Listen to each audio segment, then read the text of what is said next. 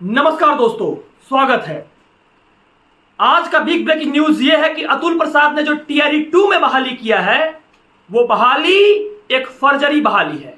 एक ऐसा सबूत सामने आया है जिसको हम और आप नहीं बल्कि पूरे देश में जो लोग देखेंगे शर्मसार हो जाएंगे। ये शर्मसार होने वाली विषय वस्तु कुछ और नहीं है बल्कि बिहार के ही है।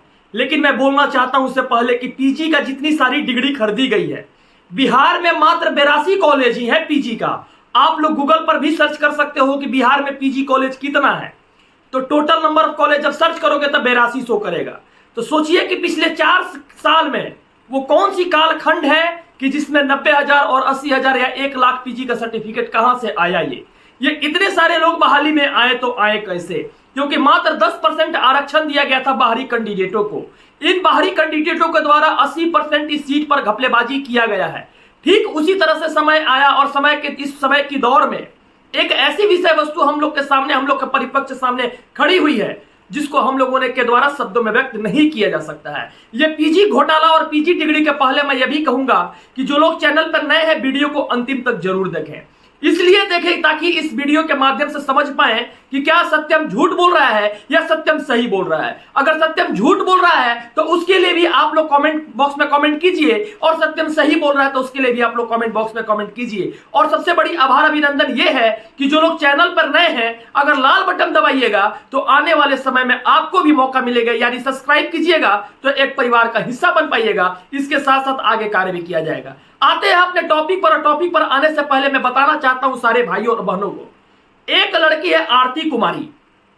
मैं इसका आधार कार्ड सामने तो नहीं दे सकता हूं, यूट्यूब के एल्गोरिदम के अनुसार ये नहीं है। और आरती कुमारी जिसका बीपीएससी रोल नंबर है 590537, नाम समझ लीजिए आरती कुमारी, जिसका बीपीएससी रोल नंबर है 590-537। आरती कुमारी के पापा जी का नाम है, यानी फादर्स नेम है रघुवेंद्र सिंह, और इन्होंने अपनी जो डिग्री लिया है ग्रेजुएशन में, इन्होंने एमएम महिला कॉलेज आरा से ग्रेजुएशन किया है। इसके साथ साथ 2021 में इन्होंने पीजी कंप्लीट किया एचडीजेएन कॉलेज से, जो कि आरा में ही है, और आरा से इन्होंने अपना पीजी किया। 2021 में इन्होंने पीजी कर लिया है। लेकिन बात यही नहीं खत्म होती है मित्रों, 2021 में इन्होंने पीजी किया है और 2022 में इन्होंने बीएड कर लिया।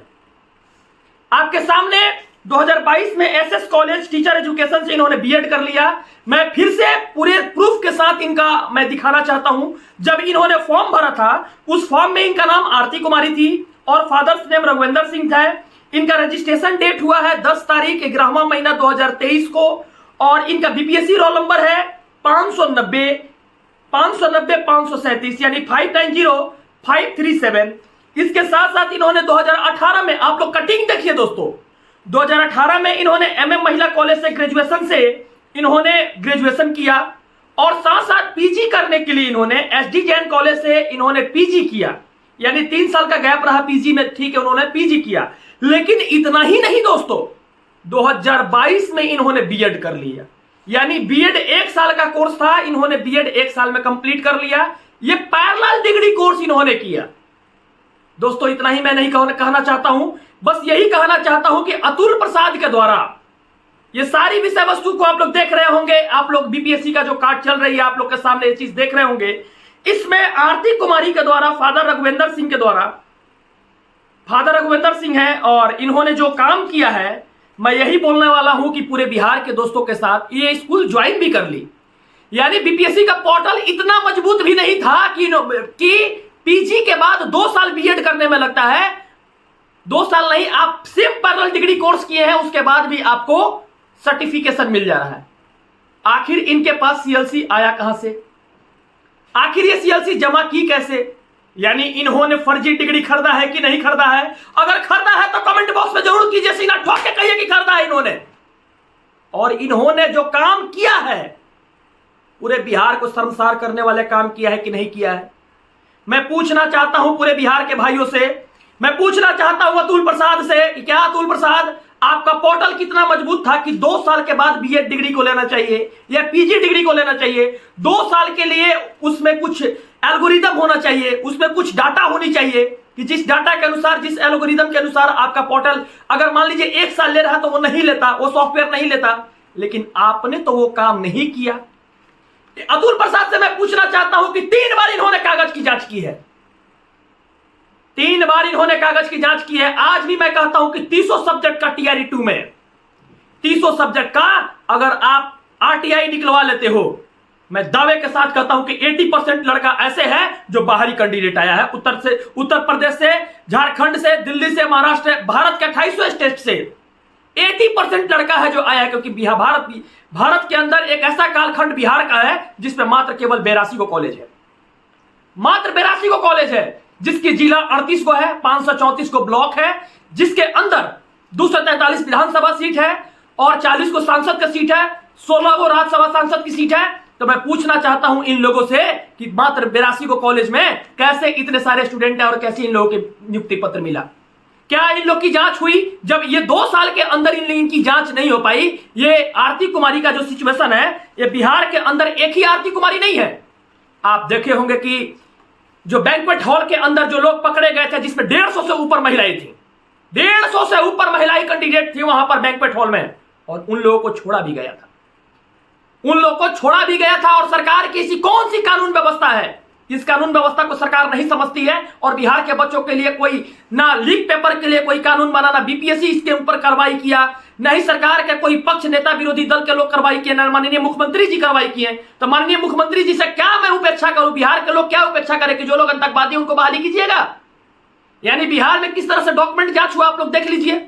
मैं कहता हूं ना, आज नहीं तो कल सरकार खुद चाहती है कि यह एग्जाम रद्द हो जाए। कोई लोग कोर्ट पहुंचे, कोई लोग कोर्ट केस करे, ये दोनों एग्जाम टीआरई 1 और टीआरई 2 रद्द हो जाए। और आप लोग देखिएगा, ये केस मैं नहीं किया हूं, पूरे बिहार के अंदर रहने वाले लोग इस कालखंड के अंदर जो 2021 चल रहा है, 2024 चल रहा है, ये 21वीं शताब्दी के अंदर सारे लोग ब्रेन से ना बहुत तेज हैं, सारे लोग तेज हैं और सारे लोग केस कर रहे हैं। और बिहार शिक्षक बहाली में करीब 37 से 40 केस टीआरई 1 पे अभी भी सुनवाई हो रही है, लगभग 25 से 30 केस है टीआरई 2 पे अभी भी इसकी सुनवाई हो रही है, जिसकी नाम है भाषा आर्ता, जिसमें आप चेंजिंग किए।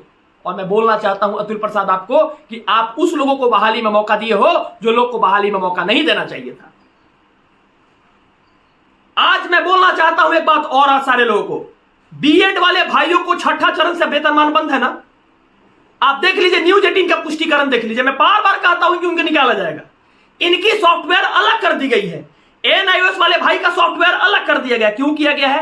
क्योंकि एनआईओएस वाले को भाई का जो 31 नंबर पॉइंट में कहा गया था कि सर्विस मैटर कोर्स है, ये सुप्रीम कोर्ट कही थी, और साथ साथ 32 नंबर पॉइंट में यह भी कही थी कि 18 महीना का जो कोर्स है, जिसको त्रिपुरा हाईकोर्ट के जजमेंट और पटना हाईकोर्ट के जजमेंट को अमान्य घोषित करती है सुप्रीम कोर्ट, और सुप्रीम कोर्ट ने इस बात को कहा था कि सर्विस मैटर कोर्स है, और सर्विस मैटर कोर्स के साथ साथ 18 महीने का कोर्स यह फ्रेश कैंडिडेट के लिए नहीं है।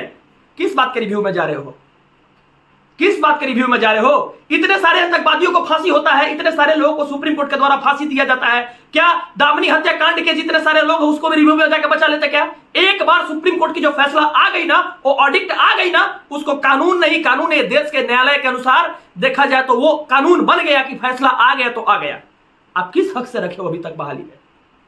आप किस हक से रखे? वही चाहते हो ना कि एनआईओएस वाले के लिए लोग केस करें, लोग जाकर वहां पर पटना हाईकोर्ट में कहवाए, फिर पटना हाईकोर्ट से भी तब जाकर आप निकालोगे।